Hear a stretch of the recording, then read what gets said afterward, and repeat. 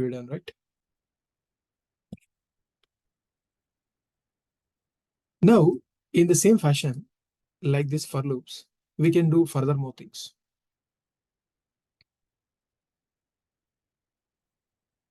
If I go into this, one interesting point we can understand is like,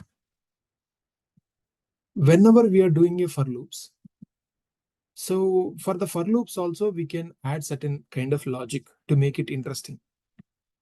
As you already know for loops how it works, let me take one real world example to prove you how we can do the things.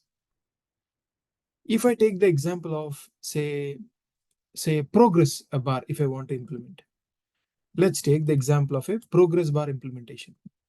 Progress bar means whenever you are doing any installation, right?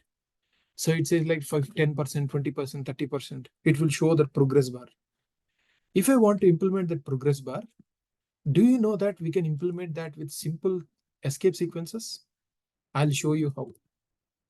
Hope you know till now how the escape sequences work. If not, I can just tell me you again. If I use the word Uday Prakash, it will print as it is, right? What is the concept of escape sequence means? Escape sequences were the characters which will not be printed when you're doing a print statement, but their presence will be shown. If you see in the first example, Uday Prakash is coming as it is. But in the second case, you are getting a tab space instead of a slash t. In the third case, you are getting to the new line instead of a slash n, because they does that particular work. In the same fashion, hope you know that there is one more thing called as slash r and slash b. Slash b means one character, slash r means the entire from the starting. So to give an example, let me give you. If I do like a slash b and a slash r, observe the difference. When I give a slash b, did you observe in this case, same this one, that instead of Uday Prakash, did you see that y is missing? Means one character previous one it is taking up. It is overwriting. In this case, same occasion here, see, Prakash Uday means like the H is missing. H is missing because it will overwrite the previous character only. But in the next one, slash r, did you observe that it will try to overwrite the entire thing? Means how it does is like it takes Uday. So first it will print Uday. Then after that, the moment you told Prakash at the slash r, cursor will go to the starting. Then it will try to write P, R, A, K, A, S, H. Now, did you see that here there is no word Uday at all? Because the second word is longer than the first word, you are seeing the complete overwrite. Coming to the second case, how it does? So first you will Prakash, and the moment you do slash r, it will go to the starting of the cursor. So then you do like a Uday. So it will try to overwrite U, D, H, A, Y. Now, did you see it is Udesh? So whenever it is like this, it means it is doing this kind of overwriting. So this is one of the interview questions. That's why I'm mentioning. So let's take the example of this one. Till now, I'm printing and showing, right? Without printing, I will show. Then it will be much more interesting. If I take this example, so whatever is there, 1, 2, 3, 4, 5, 6, 7, 8, so and so it will print. So after that, you are doing like a slash r, it will come cursor to the starting. Then you are saying D, O, G. If you execute, you will notice the same answer, DOG 45 so and so. So this is the concept of overwriting. If similarly, if I go to the example of this thing, you observe first A, B, C, D, E, F, G. So it will print. Cursor will go to the starting and you will see 1, 2, 3, like that. It works. Okay. So hope it's clear for you. So like this, it will. Now in this particular thing, if I want to work on a large data set, I want to do. Let me use the range function to get it. From -100, I want to print till how much this is. So 10 lakhs, right? So, 1,000, 10,000. So 1 lakh. So I want to do like 1 lakh. So till 1 lakh, I want to get. and I want to get the length of it also. If I want to get the length also, I can get. The beauty of range is that instead of giving the actual values, we can get the length also. So without generating sequences, how do you get the length, sir? Means you know the ranges, right? Till what you need to generate. So the range is beautiful enough. It will calculate. Now, if you want to print the values from this particular range, so for say number in data set, so if I say print of number, if I execute, did you see all the numbers are coming? Very big numbers. Rather, so I want to do something different. I don't want the numbers. What is the point of numbers? Rather, I want the loop index. So loop index, comma, number in enumerate. So enumerate of data set. If I print, did you see I get the loop index and the number? So this is what we learned about the enumerate, right? If I execute, I get both the things. If I freeze for a moment, you can see that it is giving both of them. But it makes no sense for me. I don't want the number. I want only the loop index. So whenever you are looping and you are getting two values, but you don't want to use something, you replace with an underscore. So this is how we work with something if you don't need. So you do like this. Now you understood the importance of underscore operator. Fine. So every time I can understand like how much was completed. How much was completed means to understand. So you can do a loop index and the loop index by total length. That is how we generally know, right? How much was completed. It will say like, so this much percentage like this, 0.3456 like this. Maybe you want to get like some variable and print that instead of this. So instead of printing it, I want to assign to a variable and I just want to print the completed percentage only. So if you want to stop a running program, Control C, and if I run again, did you see now I'm getting? Because I multiplied with 100, I'm getting the percentage clearly. Now, you already know, whenever you're working with percentiles, you don't want a very big number. So you are interested in only 2 digits. Then we can use the built-in function called as round, and we can round off the things, right? If I round off, only 2 digits you are seeing every time. That is also interesting. But you are getting in multiple lines. Generally, when you're displaying any status, do you want to display in a better way, right? So for displaying in a better way, so what I will do, I will write like a for loop and implement it. So for that, instead of just printing it, what if I say end equal to empty? End equal to empty means what?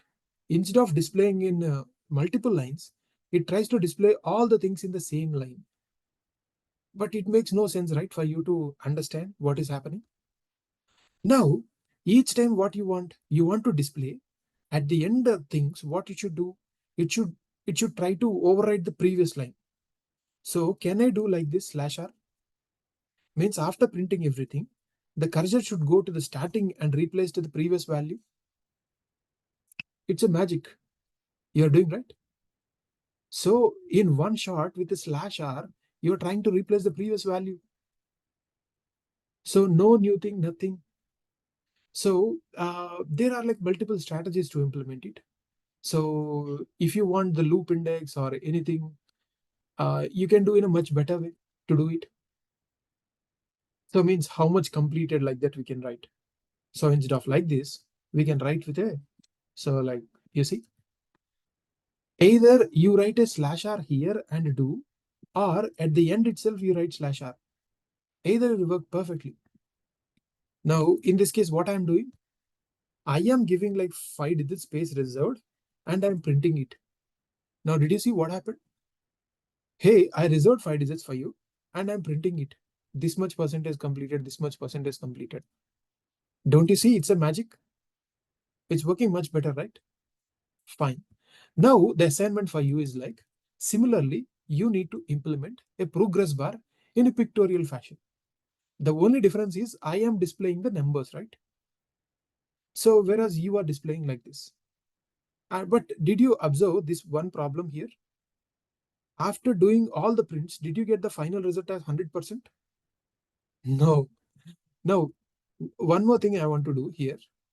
Instead of this, if I do this as like an empty, and if I do like a same slasher here, if you observe, everything will happen. By end, you can see even the last value is like 100% completed. So that is the difference between writing a slasher here and it's outside. That's a difference. And you need to implement this kind of pictorial way where you need to showcase how much percentage was done. You see, it was showing this also. Fine. So I want to imbibe like this kind of real-time use cases so that you learn a lot. Now, the next thing that you want to learn is about the while loops. So what is a while loop? How it can be useful? While loops, same like other languages. It is same like C, C++. But the only difference is we don't have this kind of pre, post, increments, decrements like that. Those kind of unary operations are not supported. But typical while loop scenario is the same. At the same time, so Python doesn't support do while. So do while is not supported directly. So means initially we want one condition to execute and subsequently we need to decide whether to execute or not. But indirectly supported. But indirectly supported. How they are supported, all these things I will tell. First, if you want to take a small example of incrementing loop with a increment first. So generally I do like I equal to 0 while so I less than 5. So I need to do like I plus equal to 1. So the biggest problem with while loops is that you should know the conditions properly, else it can lead to a lot of chaos. So if I say run Python d so and so, did you observe all the values 0 to 1, 5? Now, so this is here. If I further disseminate what is happening, there are multiple things here involved. First, initialization. You are initializing a variable. Then you are writing a condition. So if the condition is met only, so this value, if the condition is met, only then it will come to the loop within it. Within the loop, you are incrementing, then you are printing the value. So you know, right? End equal to, so space means all will display in the same line. And after your logic was done, you are printing it. So this is your typical while loop, where you are incrementing loop with increment first. Now the same thing I will slightly change. Same while loop with a slight change. Means first I am printing instead of, so here first I am incrementing, then I am printing, right? In this case, first I am printing, then I am incrementing. Then what will happen? Instead of 1 through 5, you will get like 0 through 4. Sometimes in your logic, you need to design as per your decision. You can take either this way or that way. Or observe very carefully. I told for a developer, conditions are the most critical. So here I wrote the condition should be less than. Whereas if the same logic I wrote 0 condition equal to, instead of less than 5, I wrote less than or equal to 5. But in both cases, I am printing first, then incrementing it. If you observe, did you see in the second case what happened? Instead of just printing, it tried to add one more, right? So in the same fashion, if I go for the decrementing loop, so loops can be of different ways. So first I can assign to a large number and I wrote a condition. But observe carefully, whenever you're writing like this is the most important thing. If you write like a 5 and instead of greater than, if I say less than, what will happen? Will 5 ever be less than 5? It will never go into it, right? First of all. So we should write a condition in such a way that it can enter first. At the same time, this increment or decrement also should be in that way. I have 5. I am going into the condition. Every time I'm decrementing. So if 5 is decremented by 1 each time, will it reach 0? Yes. At one point, it will complete. But sir, what if I write like plus equal to instead of minus? So it will enter into this, but it will never exit. So this is the most important point you need to learn. Whenever you are going for a for loop, everything is finite. But whenever you are going for a while loop, so conditions is up to you. So that's why it would be very difficult for initially, but slowly you will learn and adapt. In the same fashion, same like what I did in the above, I wrote like I equal to 5, same greater condition. So first I am printing, then I am decrementing. So then also it works perfectly. Or if I write like instead of just greater, if I say like, greater than or equal to, then I get like one more value, the last edge case also. So this is all about the while loops. Now let's take one more real-time example. You will learn a very interesting point. So you might have learned about the multiplication tables in your schooling. So when you are in kindergartens, but like if you want to learn further, so what you can see is like, first let's take the example of a multiplication table. If I want to implement a small multiplication table, so I can do a logic. So I'm doing like first equal to 0, while first is less than 5. So first plus equal to 1, and I'm printing the value. Clear and Python is so and so. Did you see that you got all the first values? Similarly, like this, I want to now create one more. Second equal to 0, while second is less than 5. Second plus equal to 1. So print of f of second.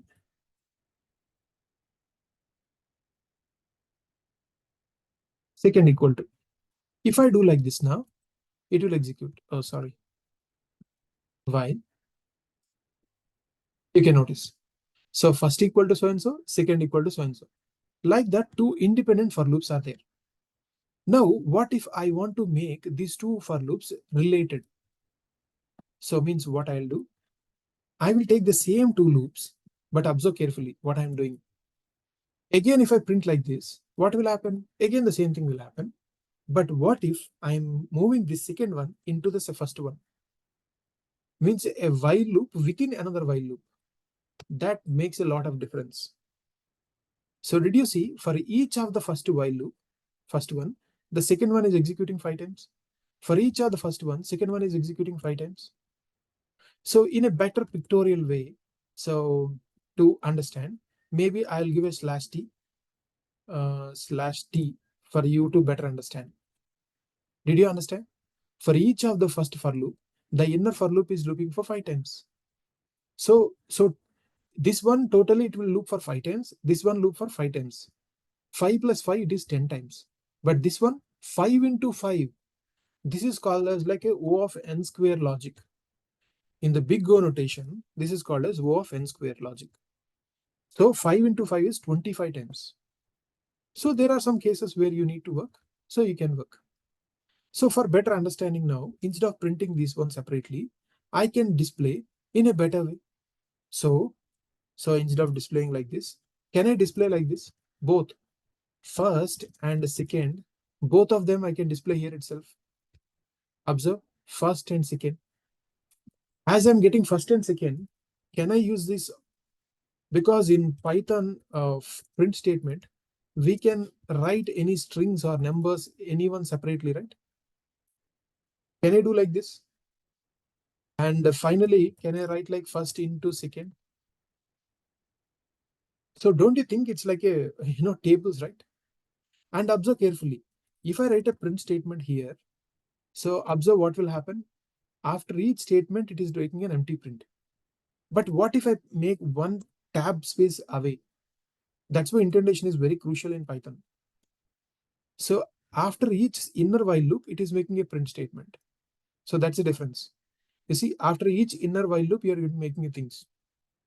So this is making interest, right? So now we are able to display it. Rather, instead of displaying plainly all of them like this, can I do in a better way? By doing like a strings. Because these values you cannot convert to integers, but anything can be converted to string, right? So I'm converting everything to string and I'm doing it. This is called a string concatenation operation. Rather, instead of that also, we can go for a old style formatting.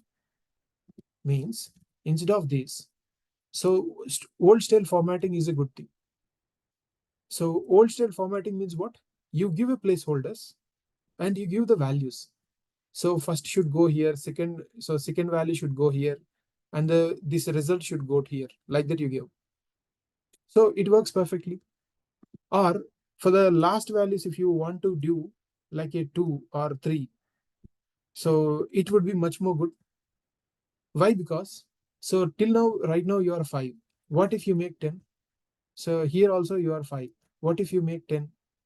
So if you observe, if you don't go for a thing, so this kind of 2D or 3D, what will happen? I will show you. So if I go in this way, what will happen? Did you see things are not in a perfect line, right? Aligned. Because when you have like a single digit, fine. The moment you are getting 2 digits, alignment is changing. So what we are doing? So we are reserving 2 digits for the first digit, maximum. Second one, 2 digits. Third one, 3 digits. That is what the concept of reservation. So instead of that, there are multiple further ways. So just you can take your time. So I explained you multiple times. So just walk through. In the new style programming also we can have. So different kinds of new styles are there. And using F strings also we can do much better. So F string assignments, we can do a lot. Using F strings, I'm showing you finally the result. It works.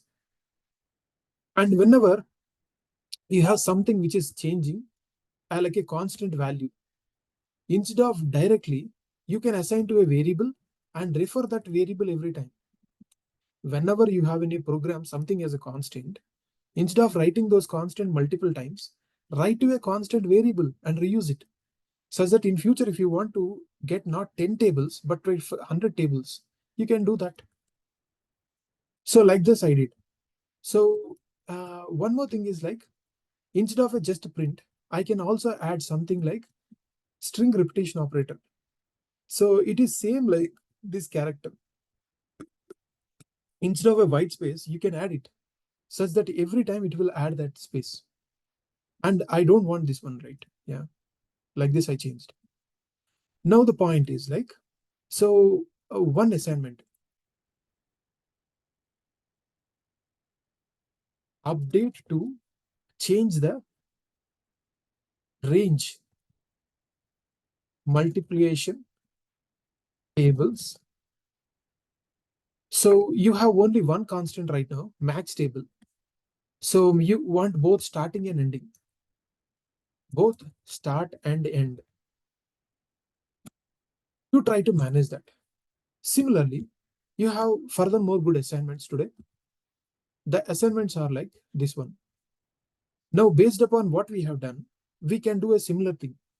Write a program to display the multiplication tables from 10 to 1 for the first 10 tables. Means instead of 1 ones are 2, 1 twos are so and so, you should display 1 tens are 10, 1 2 1 nines like that in a reverse order. The same tables you need to display first table, second table like that only, but in a reverse order. So what you have seen, right? Fine. In the same fashion, display the multiplication table horizontally. In the single line you want to display. If you want to display multiple things in the same line for the given duration, I have some hints like using zfill or using f strings. You can do the formatting. Using for loop and while loop, you can do it. So give a try. You can try doing it. And next point, there is one example about the yeah. So yeah, this is another assignment for you about the pronic numbers. So this is also one of the interview questions. That's what I want to give as an assignment. Instead of explaining, so I want to leave to you. So how it works. So, but you can give a try. So someone can write a shebang line like this also. This also works in a shebang line. But this is not a standard way, but this is also way. So pronic numbers are the numbers which is the product of two consecutive integers. Whenever you have two consecutive integers and you get one number, that is like a pronic number. So 2 into 3, if you add, you will get 6, right? So like that, so what are such numbers are there, you need to print them like a pronic numbers. So just take an assignment and try to implement it. And next, coming to the most important thing, the number guessing game. You remember we have implemented the number guessing game in the conditions. So there we implemented the number guessing game that we give a lucky number, the user will give the runtime, and we will check whether both are equal or not. Finally, what we decided, if the user is giving a lesser number, we will tell that, hey, improve your guess. But we are not calculating how many attempts. Now we can update this example by adding that. So what we can do is like here, the same example of the final solution I will take. From there, we will implement further.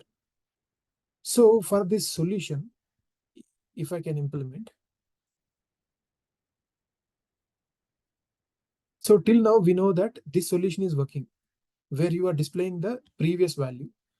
So from there, if you go further, say here and so Python G so and so. Sorry. Python G so and so. Nothing is displayed because I commented everything. So if I execute right now, it is expecting a value. If I give 34, it says increase your guess.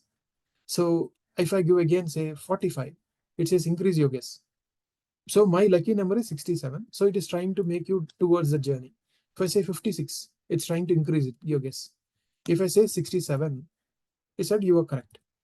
So somehow I came to this. Now, if I want to track the number of limits, so number of attempts, sorry, by the user, I can use the word called as attempt. Attempt is a variable, or I will make attempt equal to 0 while attempt should be less than say 5 or max attempts. You give a variable now called as another variable called as max attempts. Generally, I told, right, what are the constants are there, we should write in the starting of the program or in a separate config file. For now, as you are a beginner, you write in the starting of the file. So instead of file, I will write max attempts. Till max attempts, he or she want to try. Attempt plus equal to 1 every time you print it. And you also can print the what is the attempt value. So if I print it, now observe carefully, it will display what are the total attempts, 1, 2, 3, 4, like that. Now, what I'm trying to say, what are the logic you have, the same logic we can implement here. So I will copy paste the same logic, what are we have in the above, and we can do. So don't you see that you have the same logic now? Same logic now in a while loop. Now what happens? Users can do only for these number of attempts. We can implement this in using for loop also, but using while loop I'm implementing. So user is giving something like a 12. It failed. It's saying like what? Hey, increase your guess. So if I give like 34, it says increase your guessing number. And again attempt 3. So if I say 56, increase your guessing number. So okay, if I give something bad, it is failing. And also observe that before every attempt, it's better if you have like a new line, right? It's easy for us to track /n. So now if I give /n and do, you see, I got the first attempt, I gave 23.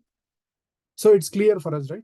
It's going to the new line and helping us increase your attempt resizing. Okay.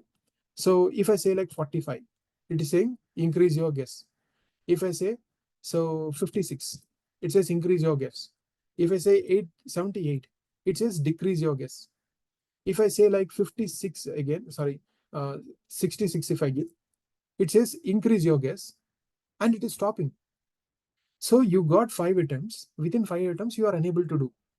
But it should tell that, hey, you are unable to complete in 5 attempts. That's why I'm breaking it. So means every time we can add one condition that, hey, every time we will check this condition, your attempts are correct or not. Whenever your attempt is 5, in that case, it will execute. Because we need to also tell, right, that, hey, you exceeded your limits. This time I give say 12, 12, 12, 12, 12. See here, you executed and you finally exited because you failed in all the 5 attempts. So, and this is one way of implementing. But there is one problem with this implementation. Don't you think that the attempt will not be equal to 5 until the last value, or equal to the max limit until the last value? So in that case, what we can do? So this condition will never be tested until you go to the last condition. So in these kind of cases, you have one option in Python called as while with an else condition. So most other languages don't have this kind of thing. That's why everyone gets confused in Python. So in Python, what happens is like whenever you have a condition which should be executed at the end of the loop, after all were done, so we need to write like a else. This else is not for a for if condition. This else is for the while loop. While loop if condition means you need not even write again condition. It's not like a elif. Only when the attempt equal to the max attempt, this one will execute. So let me comment this one and you execute the next one. If you see in this example, if I execute again, if I say 12, I got increase your guess. 23, increase your guess. 45, increase your guess. 56, increase your guess. 66, you failed. So did you see that this condition is not checked now every time? Only at the end it is executing directly. And it won't even check a condition. It directly works. So fine. But if you want to further increase it, so what we can do is like, we can do like check for the user choice after each increment. Incorrect guess means, so did you see that here we have a limit of 5 attempts only. Users cannot go beyond the maximum limit. If the user want to try for like 10 times or 100 times, generally you give a score based upon your number of attempts only. But if you want to give that kind of thing, you should go with something different. So instead of using this variable called as attempt, so we should go for something else. Means I will take the same kind of limit, but in a slight different way. So I will use the word called as choice. Choice. So first I will make a choice equal to y.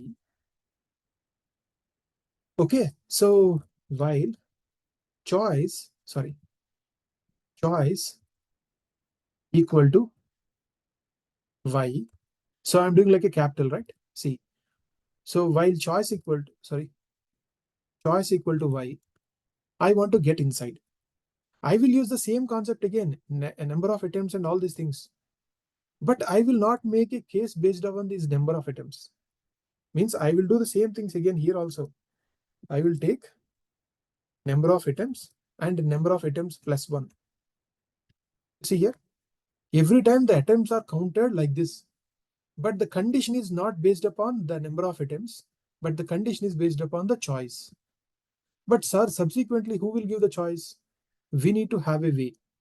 Means the same conditions, whatever you have, the same thing I will take.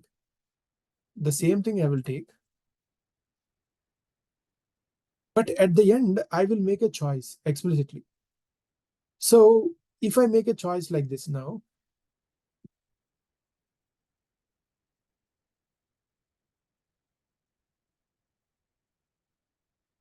okay, if you see in this case, every time we are checking only the capital Y, we are taking at the end of the thing, hey, press Y to continue. If the user is entering like a small y, I'm doing an uppercase, I'm trying to do further. If you observe now, if I say 12, and it is asking, do you want to continue? Yes. So attempt 2, 34. Do you want to continue? Yes. So again, you can give a choice, 45. Do you want to continue? Yes. If I say 66, do you want to continue? Yes. If I say 78, do you want to continue? Yes. So I exceeded the 5 attempts, but still I can continue. Say 68 if I give. Do you want to continue? Yes. And finally, at 67th attempt, I am continuing. So you guess it correctly. Whenever we are guessing, so it should not execute further. That's the reason, did you observe? I wrote a break statement. Break means if you don't write this break, what will happen? So again, if you execute the same statement, if I write well, or like say fine, if I execute again, say if I give 67, You guess it correctly, but still it is failing, right? So that is a problem. So then what happens if you write like a break? Whenever this condition is met, this entire while loop will be stopped executing further. If I execute right now 67, it won't even ask you next time. But the difference between previous one and this one is that in previous one you have a maximum limit, that much only. Here you have the flexibility any number of times. And did you see the choice is like this? You are assigning. And don't you think that it is like a do while loop? Do while loop, right? So you are first assigning a condition. For the first time, it is going into the loop. Subsequently, you decide whether to go or not. So in the same fashion, you every time, don't you think it would be irking for you to check how many attempts is happening? So if you want to do like an infinite number of times, so you don't need at all like how many times user will enter. So that is like a flexible do while loop. So what we do there, here we are making use of this choice condition, right? So why do you want to take this choice? Let the user need to run the program. The user need not tell what is the choice. If they are continuing, that's it. User will continue till what time it will execute. So they don't want choice. Then sir, if there is no choice, then how? Means we can use a true. True is like the perfect example for do while. Means every time it will execute inside and subsequently it will check subsequently. So means like you will never go for the choice. It will just execute on. And when you go for a true condition, means somewhere we should have a condition to break out of it. Means it is not like a finite. Whenever you have this kind of infinite conditions, else will not be useful. That's what, right? If true is designed to execute for n number of times, all the n number of times true executes, then only else will execute. But break means what? True is there means someone there should be for breaking. If there is no break statement, it will execute for infinite number of times. This is smart enough. If we need to use whenever we need only. If I give like 12, 12, 12, 12, any number of times, it doesn't matter. It will take like any number of attempts, but it will not break. The moment if I give correct value, only then it will break. So until unless a break statement is encountered, it will never be touched. Now, the point is like, I want you to enhance this point. So as this else is not available, fine. So you need to do what? Enhance this example by adding some kind of scoring. User can do infinite number of times, but based on the number of attempts, you need to give the points. Means you need to write a